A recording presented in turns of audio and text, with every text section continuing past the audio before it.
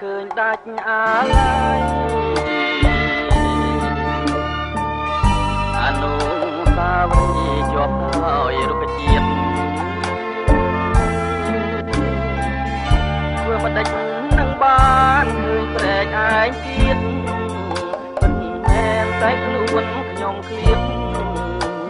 តែចឹងនៅគួចទៅ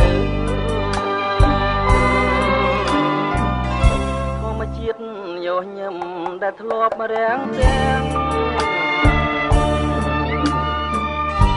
ឥឡូវប្រែប្រាំងទៅជាសត្រូវអនុស្សាវរីយ៍ជាប់ទៅដោយផ្លូវថាពីថ្ងៃនេះទៅលែងឃើញព្រែកឯងទៀតហើយអនុស្សាវរីយ៍ដែលជាប់ក្រុមទីខាងដូចឃើញព្រាថ្មីថ្មីដើមឈើធំធំមានម្លប់ត្រជាគឺតែសំលេងរេគុំខ្លាយតែអស់ផង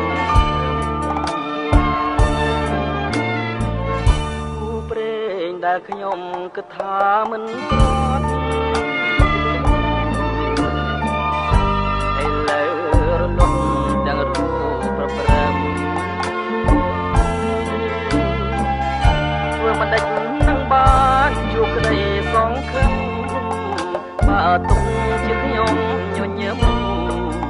ក៏មិនស្រស់ដូចជាដើម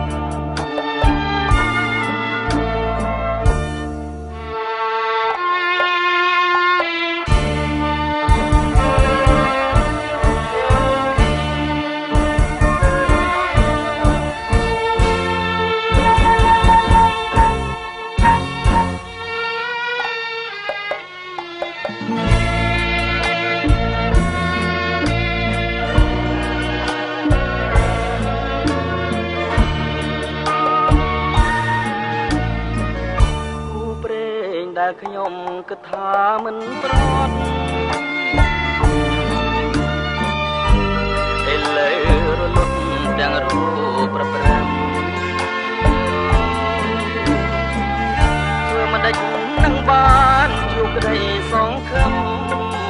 បើទុកជាខ្ញុំញញឹមក៏មិន